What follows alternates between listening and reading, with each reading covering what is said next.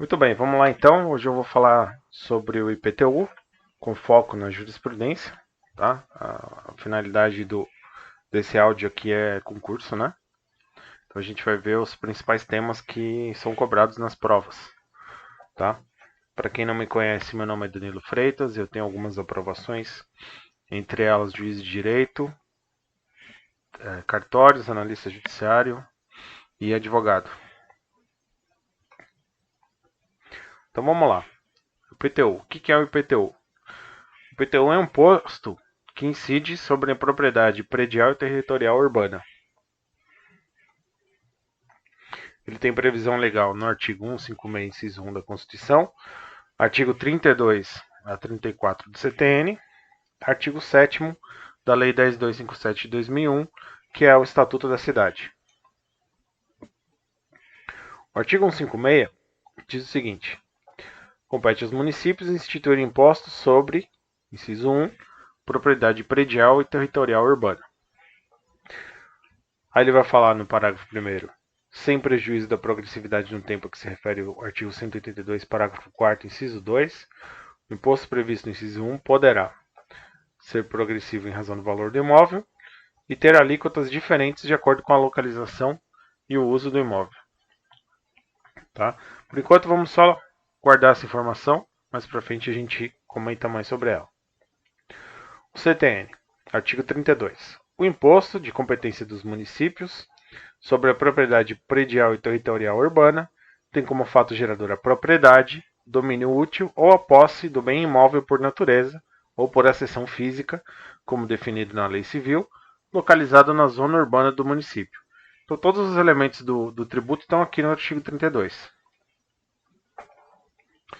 E no Estatuto da Cidade, no artigo 7º, em caso de descumprimento das condições e dos prazos previstos na forma do caput do artigo 5º desta lei, ou não sendo cumpridas as etapas no parágrafo 5º do artigo 5º desta lei, isso aqui é o que? É o parcelamento compulsório, né? Parcelamento e edificação compulsória, ou a utilização do imóvel. O município procederá à aplicação do imposto sobre a propriedade predial e territorial urbana, o IPTU, progressivo no tempo, mediante a majoração da alíquota pelo prazo de 5 anos consecutivos. O valor da alíquota será aplicado a cada ano, será fixado na lei específica a que se refere o caput do artigo 5º desta lei, e não excederá 2 vezes o valor referente ao ano anterior, respeitada a alíquota máxima de 15%. Então, no primeiro ano ele coloca 3%. No segundo ano ele pode colocar até 6%. No terceiro ano ele pode colocar 12%. Tá? No quarto ano, 15%, porque chegou no limite. 15%, 15%, 15%. Parágrafo 2º. Caso a obrigação de parcelar, edificar ou utilizar não seja atendida em 5 anos, o município manterá a cobrança pela alíquota máxima até que se cumpra a referida obrigação, garantida a prerrogativa prevista no artigo 8º. Parágrafo 3º. É vedada a concessão de isenções ou de anistias relativas à tributação progressiva de que trata esse artigo. Então, quanto à natureza, né? A natureza do IPTU. Ele é um imposto, tá? Esse tipo de tributo é um imposto. Ele é municipal. Ele pode ser fiscal, se ele for aquele do CTN, ou ele pode ser extrafiscal, se ele for do Estatuto da Cidade. Ele é não vinculado, de receita não vinculada. É direto. Nós vamos ver na súmula 614. Embora, né, vocês vão ver que tem, né, dá para discutir. Progressivo e real. Não leva em conta o aspecto subjetivo do contribuinte. Ele tem por fato gerador, a gente viu no CTN, a propriedade, o domínio útil e a posse. Tá? O domínio útil ele quer dizer o quê? O direito real. Eu coloquei aqui enfiteuse, porque o domínio útil é a linguagem do CTN, um pouco mais antiga, né? Pode ser usufruto, nós vamos ver mais para frente, pode ser a superfície, tá? Ou seja, o direito real sobre o imóvel. Tá? A propriedade é um direito real, né? Só que a propriedade é um direito real próprio, como o nome já diz. E os outros direitos reais são direitos reais sobre coisas alheias. Tá? E a posse, aqui uma questão importante, não é qualquer posse. Tá? Ele tem que ser uma posse com interesse de se tornar dono. Tá? Uma posse com animus domini. É uma posse daquele. Desculpe a rinite. É uma posse. É uma posse daquele que pretende um dia se tornar dono. Ele tem vontade de ser dono. Animus domini. Tá?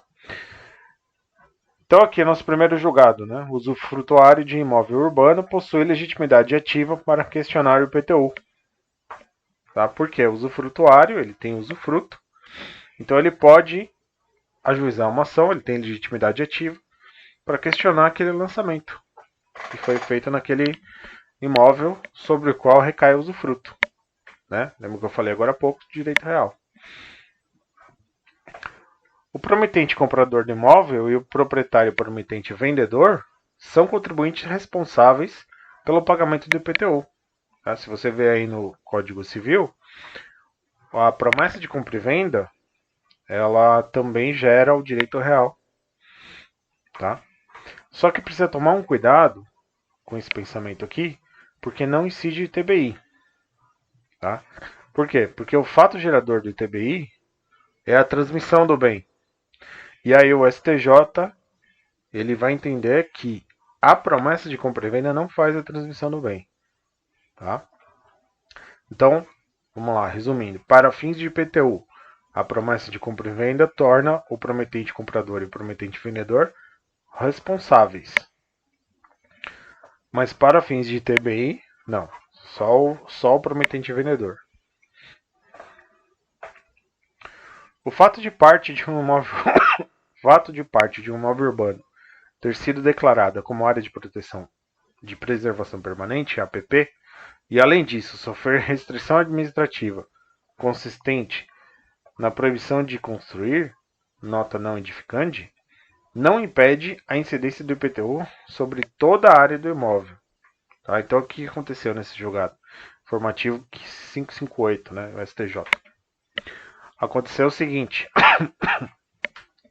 a pessoa tinha digamos que tinha um sítio, né?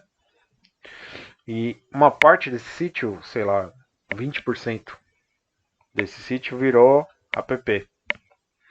Tá? E ele não podia mais utilizar aquilo, não pode derrubar a mata, né? A APP ainda permite alguns usos. Por exemplo, turismo rural, né? Enfim. Como não houve uma restrição tão grande assim na propriedade, ele pode continuar usando aquela propriedade, continua incidindo o IPTU sobre toda a área do imóvel. Tá? Agora no próximo julgado, ele vai falar o seguinte, ó. A qualificação de imóvel como estação ecológica limita o direito de propriedade, que afasta a incidência do IPTU. Tá? Nesse caso aqui, houve uma limitação tão grande no uso do imóvel, né, que o STJ afastou a tributação por IPTU. De repente podia até cogitar uma desapropriação indireta. Tá? O credor fiduciário, antes da consolidação da propriedade e da emissão na posse do imóvel, objeto da alienação fiduciária, não pode ser considerado sujeito passivo do IPTU, uma vez que não se enquadra em nenhuma das hipóteses previstas no artigo 34 do CTN. Informativo 720, final de 2021 do STJ, né? Aqui ele está falando o seguinte, ó.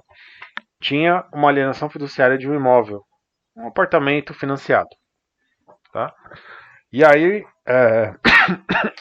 o morador lá, o comprador do imóvel, está morando já no imóvel, está morando no bem, está em alienação fiduciária, e ele parou de pagar o IPTU. Então o município ajuizou a execução fiscal contra o banco que emprestou o dinheiro para comprar o imóvel, né? Quanto o banco que é o credor fiduciário. Tá? Ele está esperando o devedor terminar de pagar o imóvel, né? O valor do financiamento. E aí o STJ diz o seguinte, o credor fiduciário, enquanto ele não for emitido na posse, ele não é contribuinte do IPTU. Tá? Então, o que o credor fiduciário tem? Ele tem um direito real de garantia apenas, alienação fiduciária. Tá? E esse direito real de garantia não é o suficiente para incidir o IPTU. Tá? Se acontecer do banco tomar o imóvel que ele foi emitido na posse, né, expulsar o devedor que não pagou, né, o devedor não purgou a mora, foi citado pelo cartório, foi intimado, notificado pelo cartório, não pagou, não purgou a mora, e aí o banco consolidou a propriedade consolidou a propriedade fiduciária, né, e foi emitido na posse. A partir daí, sim, aí que ele diz, ó, antes da consolidação da propriedade e da emissão, não pode ser considerado sujeito passivo. Isso quer dizer que depois pode. Né? A posse prevista no Código Tributário como tributável é a de pessoa que já é ou pode ser proprietária da coisa. Tá? Mais uma vez, aquela questão do animus domini, tá? Falando da posse. Não basta ser um mero detentor. Súmula 614 do STJ. O locatário não possui legitimidade ativa para discutir a relação jurídica tributária do IPTU e de taxas referentes ao imóvel alugado, nem para repetir o indébito desses tributos. Então vamos lembrar, tem um artigo no CTN que eu não me lembro de cabeça agora, que diz o seguinte: as relações entre os particulares não modifica a competência e a capacidade do tributo, a capacidade tributária passiva, né? As convenções entre os particulares. Então, constou lá no contrato de locação que o valor do IPTU ia ser pago pelo inquilino. E aí o inquilino pegou esse contrato dele aqui e ele foi questionar o lançamento. Né? Então ele não é legitimado para discutir o lançamento do IPTU, para não discutir o valor do IPTU, né? E de taxas referentes ao imóvel alugado. Né? Lembra que eu falei no começo que ele é um tributo direto?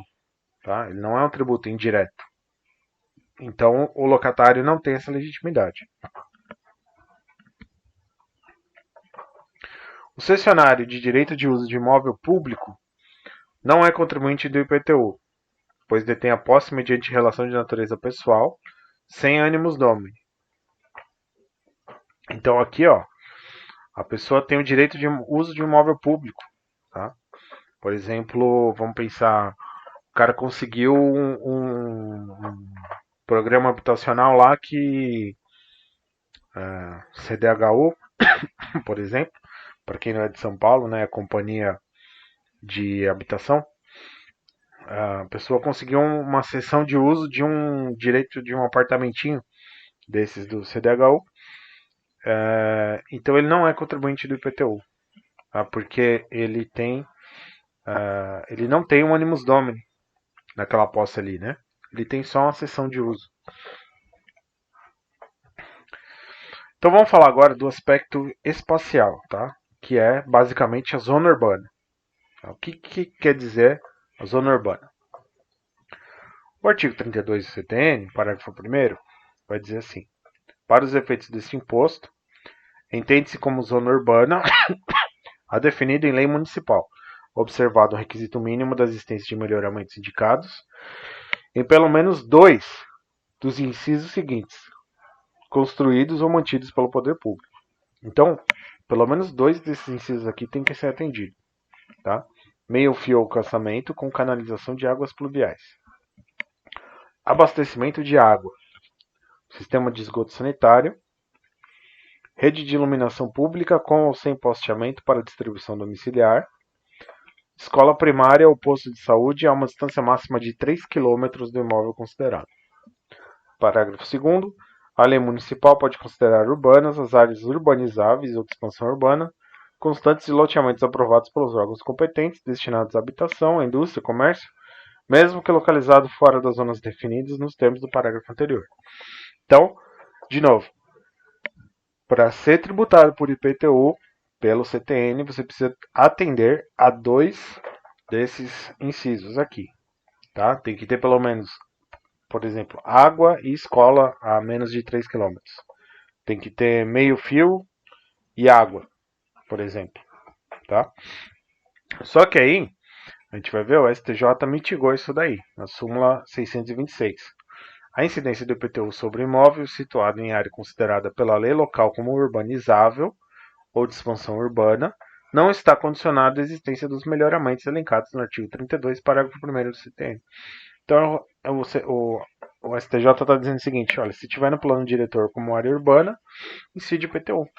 Não me importa o 32, parágrafo 1º do CTN. Tá? Quem vai definir é o plano diretor, na verdade.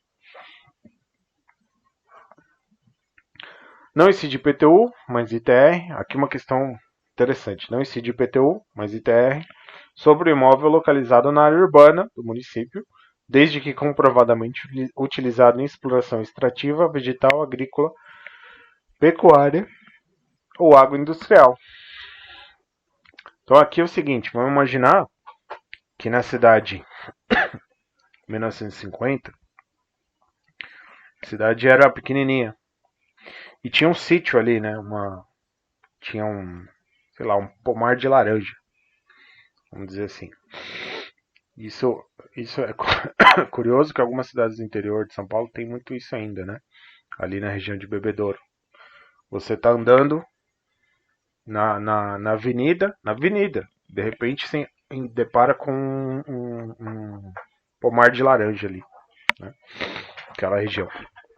Então assim, a cidade cresceu e a fazenda de laranja ficou lá, né? E a cidade deu a volta, né? Fagocitou a fazenda de laranja e ela ficou lá, tá? Ela vai pagar IPTU porque ela está dentro de uma zona urbana? Não, porque ela ainda continua utilizando aquela atividade extrativa, vegetal, agrícola, pecuária ou agroindustrial. Então ela continua pagando ITR. Arrematação. Tá? O que acontece na arrematação? É o seguinte: a pessoa tem uma dívida, uma execução.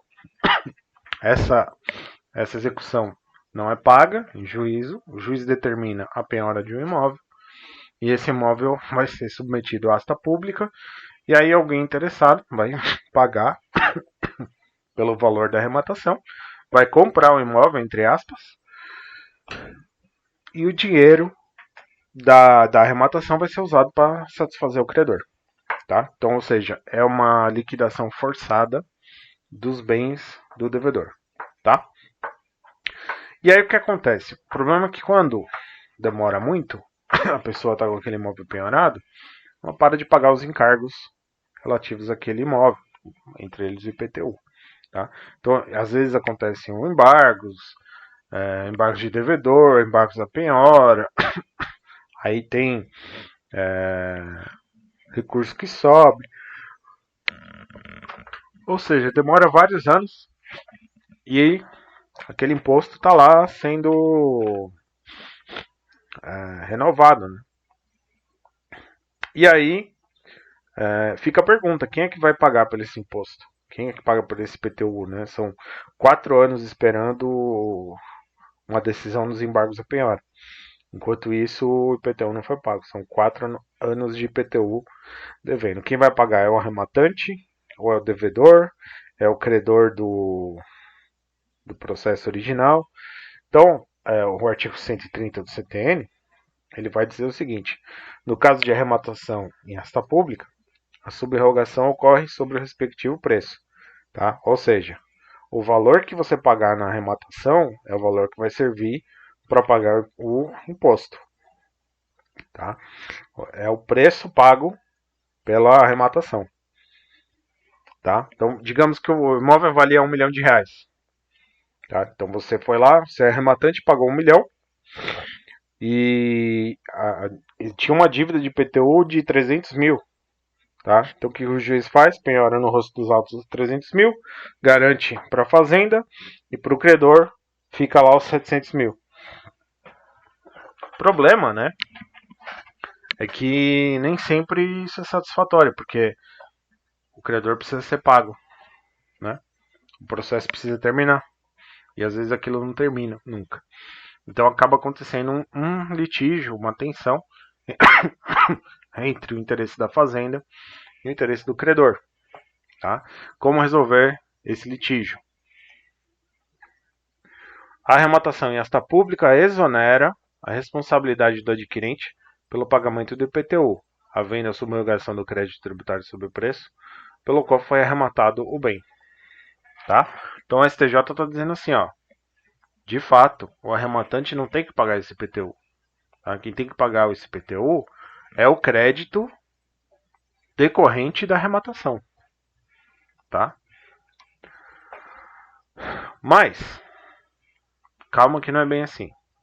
A previsão expressa no edital acerca da existência de débitos de IPTU sobre imóvel arrematado transfere ao arrematante a responsabilidade pela sua quitação, o que não acarreta ofensa ao parágrafo único do artigo 130 do CTN. Então, se no edital estiver dizendo assim, olha, este imóvel tem débitos de IPTU, tá? Então o arrematante já sabe que ele vai ter que pagar os débitos que estão em aberto. Tá? A responsabilidade pelo adimplemento dos débitos tributários que recaem sobre bem imóvel é do arrematante, havendo expressa menção no edital de asta pública nesse sentido. Tá? Segunda turma, o STJ. Aqui tem um detalhe. É o seguinte. Nesse julgado, no informativo 767 de 2023, estava sendo discutido o seguinte problema. A pessoa arrematou o imóvel. E aí, por uma questão de diversos recursos, tá? Agravo de petição era um processo trabalhista,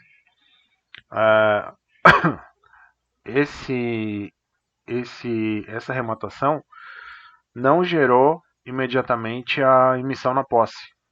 Tá? Então, o tempo foi passando, os anos foram passando, e o arrematante não conseguiu se emitir na posse e ninguém pagou o tributo, ninguém pagou o IPTU. Tá? Digamos que passou uns 3 anos, passaram uns 3 anos, e o arrematante finalmente conseguiu se emitir na posse. A dúvida que fica é, quem é que tem que pagar esses 3 anos? Tá? Então esse julgado diz o seguinte, entre o período entre a arrematação e a emissão na posse, quem vai ser o responsável é o arrematante. Tá? Se tiver expressa menção nesse sentido, ele já paga os anteriores. E no caso, no hiato entre a arrematação e a emissão na posse, é também ele que tem que pagar. Tá, desapropriação. Desapropriação é uma aquisição originária da propriedade que o poder público, decorrente do interesse público, ele limita a propriedade ao seu máximo, né, pagando a justa e prévia indenização em dinheiro. Então vamos lá, a simples declaração de utilidade pública para fins de desapropriação não retira do proprietário do imóvel o direito de usar, gozar e dispor do seu bem, podendo até aliená-lo. Enquanto não deferida e efetivada a emissão de posse provisória, o proprietário do imóvel continua responsável pelos impostos a ele relativos. Então a questão aqui era o seguinte: houve um decreto de interesse público. O poder público, através de decreto, manifestou seu interesse naquela desapropriação. Tá? Por si só, aquele decreto já permite que o proprietário pare de pagar o IPTU? Então a resposta do STJ não.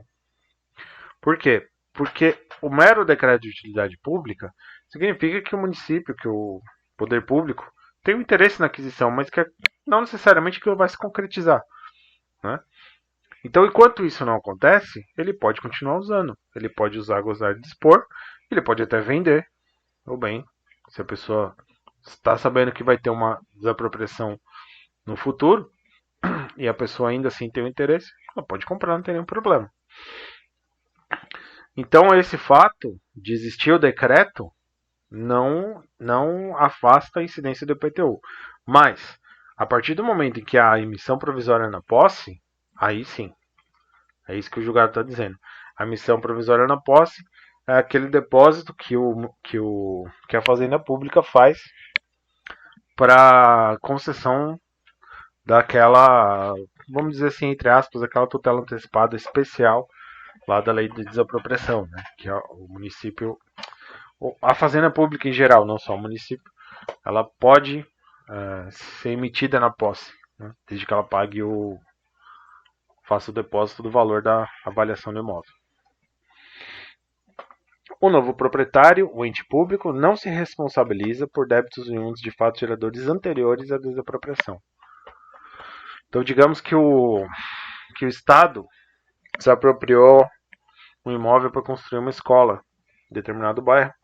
E aí o município veio lá e falou assim, olha, esse imóvel está com o IPTU atrasado. Né? E aí o Estado vai falar assim, não, sinto muito, município, porque a desapropriação é aquisição originária. Tá? Então eu não vou responder pelos tributos anteriores. E a usucapião? A usucapião também é uma forma de aquisição originária, né?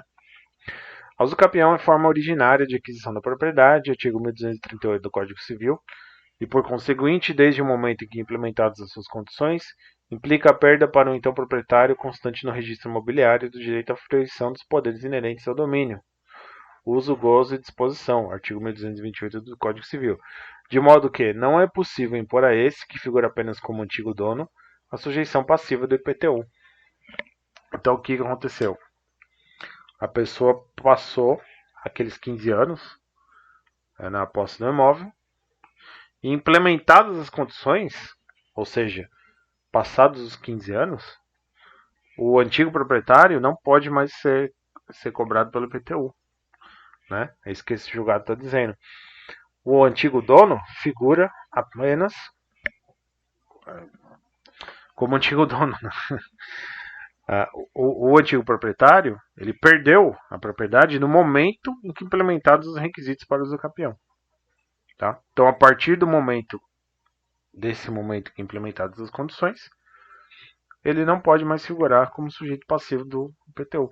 Ele está lá por tabela, vamos dizer assim, no registro imobiliário, mas ele não é mais o dono. Né? Então, ele não pode ser o sujeito passivo do IPTU. E ocupação irregular. Tá? Os detentores de bens públicos que se caracterizaram como possuidores a qualquer título, os detentores de bem público se caracterizam como possuidores a qualquer título para efeito de incidência do IPTU, devendo ser considerados sujeitos passivos, já que patente seu inequívoco ânimo de se apossar definitivamente dos imóveis ou dele dispor mediante contrato oneroso. Esse julgado aqui é o seguinte, vamos lá. Para o STJ, a ocupação do bem público não induz posse. Então, não existe a proteção porto-acessória, não existem os interditos típicos para proteger o imóvel público que foi objeto de ocupação contra o ente público.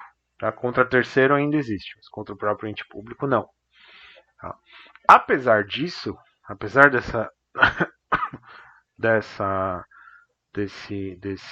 desse fato de que os bens públicos não induzem posse, para fins de IPTU, sim.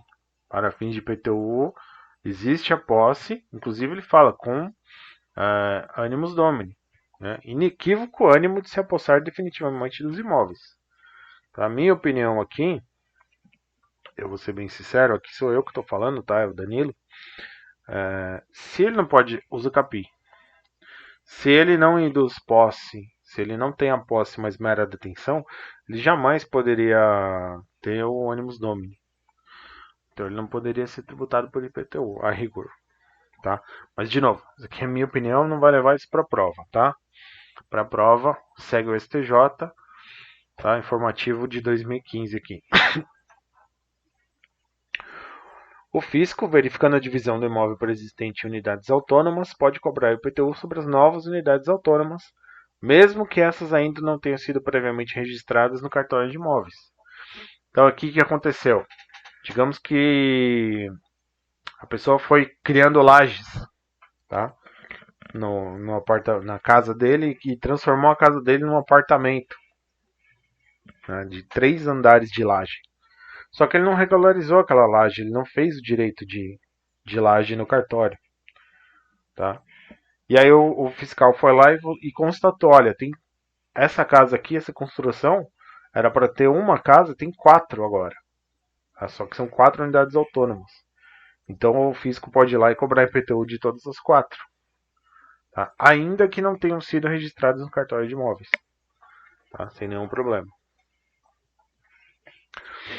Vamos falar de imunidades agora. Que imunidades a gente tem? A imunidade recíproca, a imunidade religiosa e a imunidade dos partidos, fundações, entidades assistenciais e etc. Né? Súmula vinculante 52. Importante. Ainda quando alugado a terceiros, permanece imune ao IPTU o imóvel pertencente a qualquer das entidades referidas no artigo 156-C da Constituição Federal, desde que o valor dos aluguéis seja aplicado nas atividades para as quais tais entidades foram constituídas.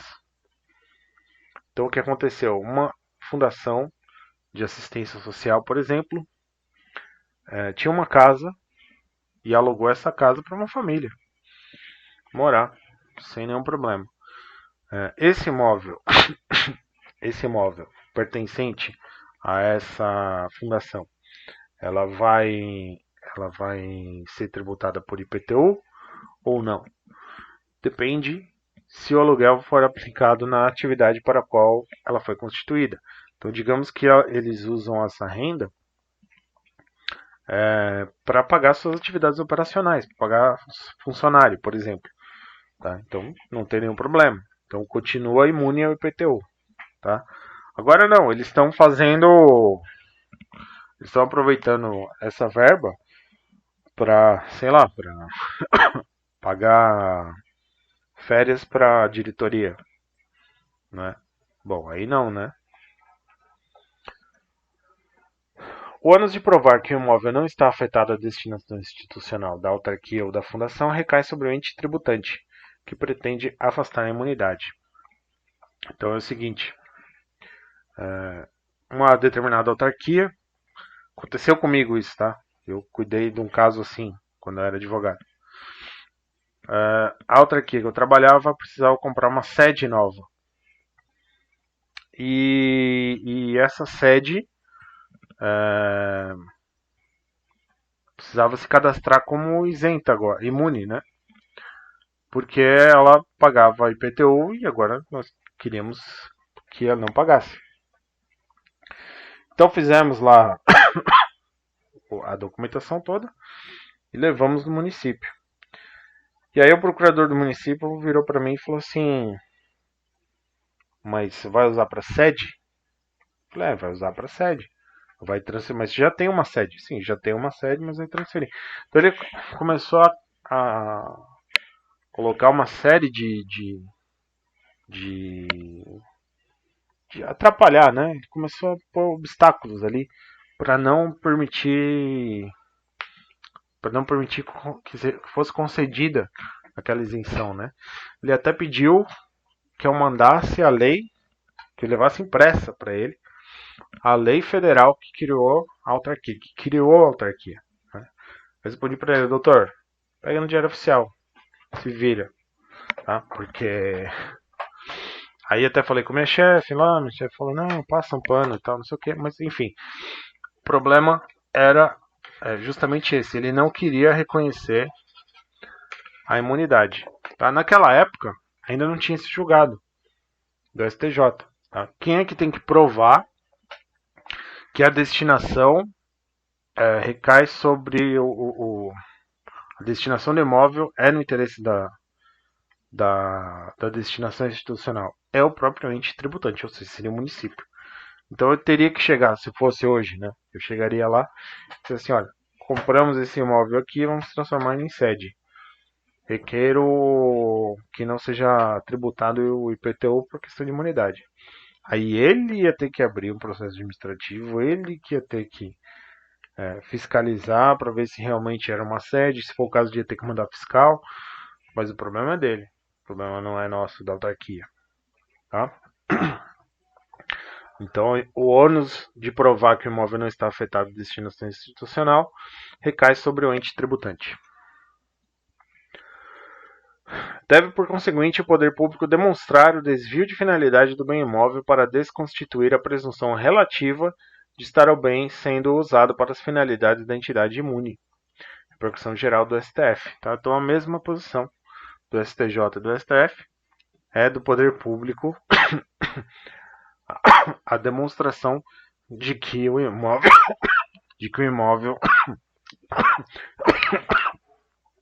desculpe a rinite, de que o imóvel não está sendo utilizado para a finalidade da entidade. Aplica-se aos bens imóveis temporariamente ociosos de propriedade das instituições de educação e de assistência social sem fins lucrativos que atendem aos requisitos legais. Repercussão geral também.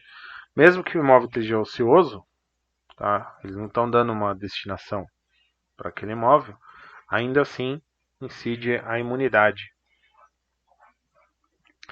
A imunidade tributária recíproca não exonera o sucessor das obrigações tributárias relativas aos fatos jurídicos tributários ocorridos antes da sucessão. Aqui ele quer dizer o seguinte: foi um caso que, se não me engano, foi a Rede Ferroviária Federal, esse caso aqui, ela acabou encampando uma concessão de ferrovia por problema de funcionamento lá do concessionário. E aí aquela ferrovia tinha incidência do IPTU, porque era privada. E a partir do momento em que a rede encampou, ela foi cobrada pelo IPTU atrasado. E ela alegou a imunidade tributária. Tá? Ainda quando esse imóvel não era público, ele devia IPTU. Mas agora que ele não é mais. Agora que ele é público, né? Agora eu não posso pagar porque sou imune. Né? E aí o STF falou não.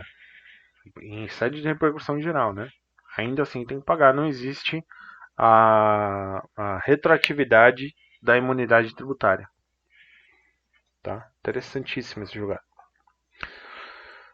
E aí, em 2022, nós tivemos a emenda 116, que inseriu na Constituição o parágrafo 1º-A no artigo 156. O imposto previsto no inciso 1 do caput desse artigo, que é o IPTU, não incide sobre o tempo de qualquer culto, ainda que as entidades abrangidas pela imunidade, que trata a linha B do inciso 6 do caput do artigo 150 dessa Constituição, sejam apenas locatários de bem imóvel. O que ele quer dizer com isso? É assim, a entidade religiosa, tá, da linha B, ela alugou um imóvel, digamos, para fazer um salão de catequese, ali, uma sala de aula de catequese, ou ela alugou uma casa para a residência do padre. Tá? Esse imóvel, como a gente viu que ele era um tributo direto, tá?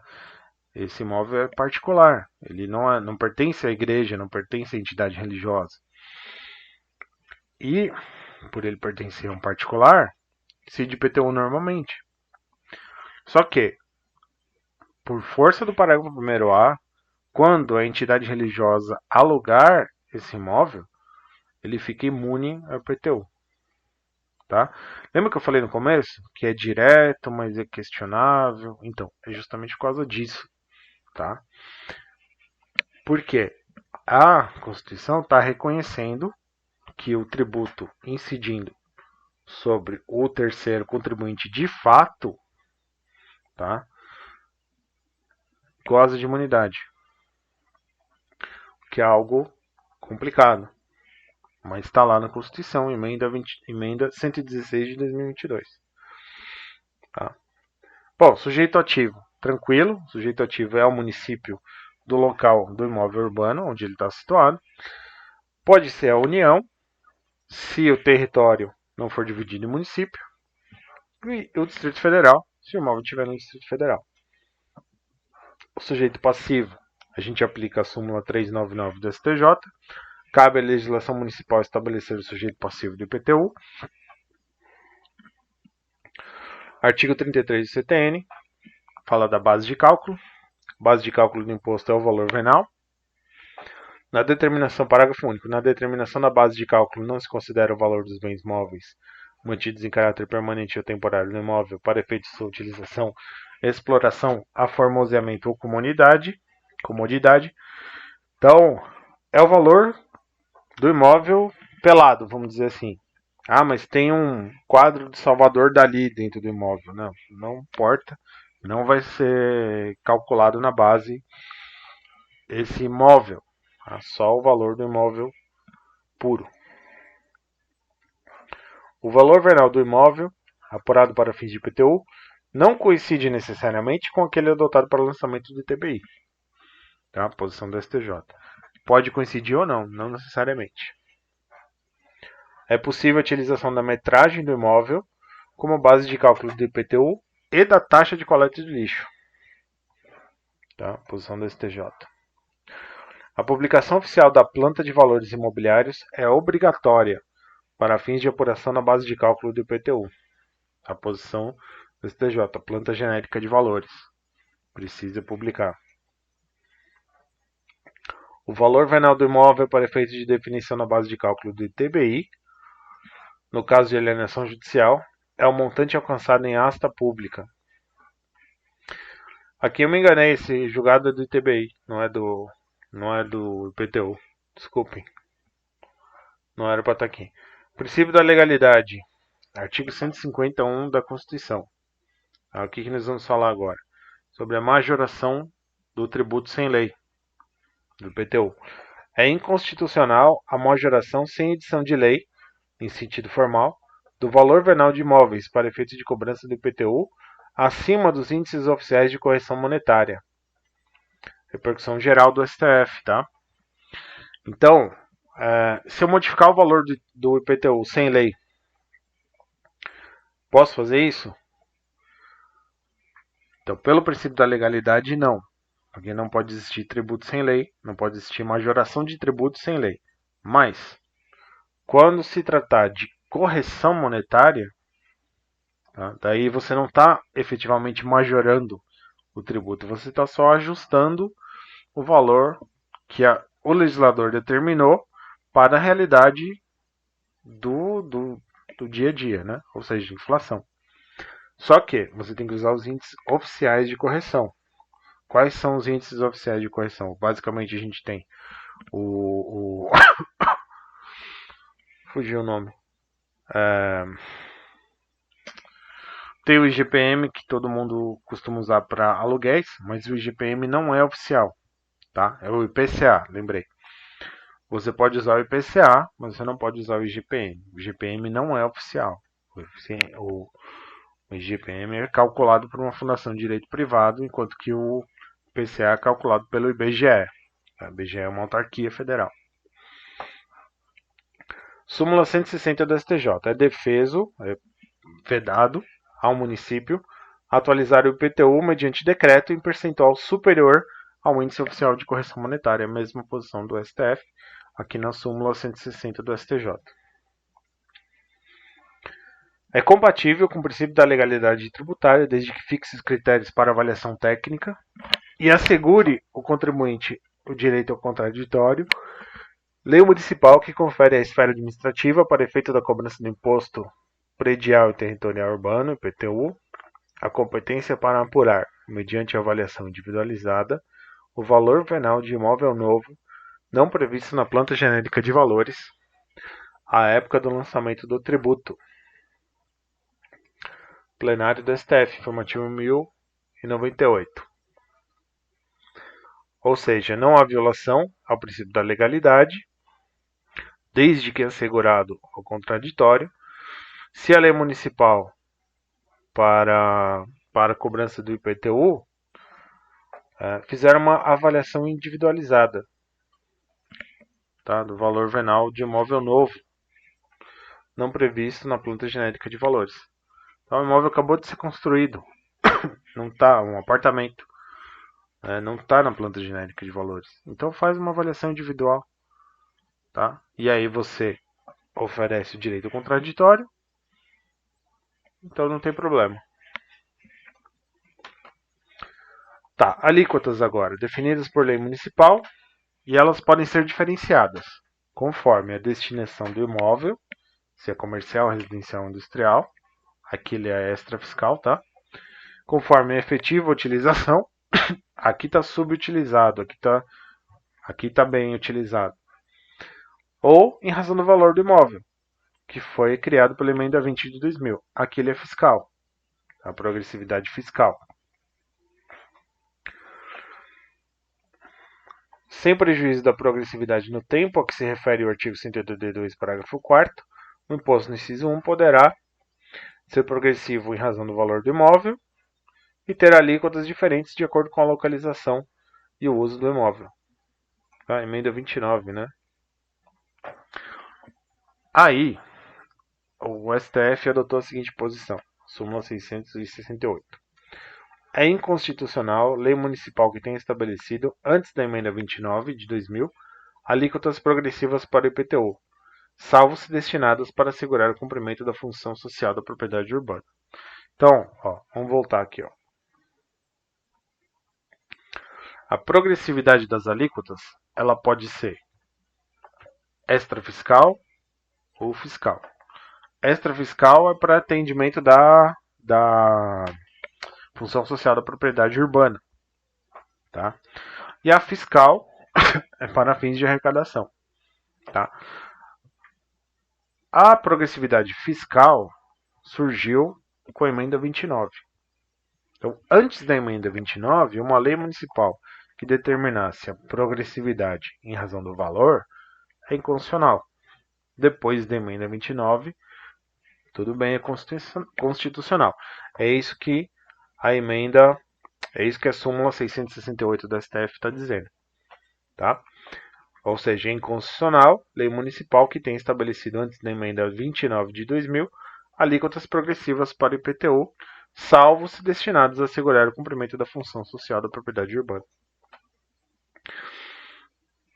São constitucionais leis municipais anteriores à emenda 29 que instituíram alíquotas diferenciadas de IPTU para imóveis edificados e não edificados, residenciais e não residenciais. Repercussão geral. Então, ou seja, de novo, a questão da extrafiscalidade. Tá? Não tem nenhum problema se a progressividade foi por conta da função social.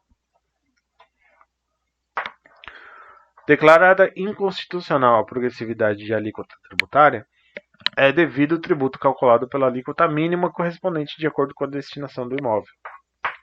Repercussão geral também. Então, o que aconteceu? Digamos que lá no município tal, em 1989, veio uma lei determinando a progressividade fiscal do IPTU. Tá? E aí, essa lei foi declarada inconstitucional, porque ela foi produzida antes da emenda 29 de 2000. Então quer dizer que de 89 até 2000 o proprietário não vai pagar o IPTU? Não. O que o STF está dizendo é vai pagar o IPTU correspondente à alíquota mínima de acordo com a destinação do imóvel. Tá? É uma interpretação conforme a Constituição, vamos dizer assim. Tá?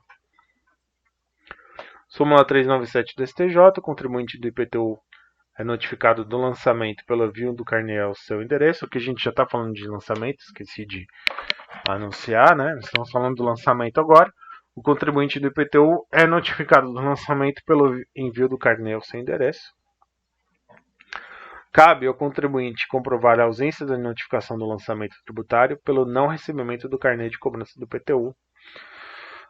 Ou seja, existe uma presunção de que ele foi notificado com o mero lançamento pelo correio e é ônus do contribuinte comprovar que ele não recebeu.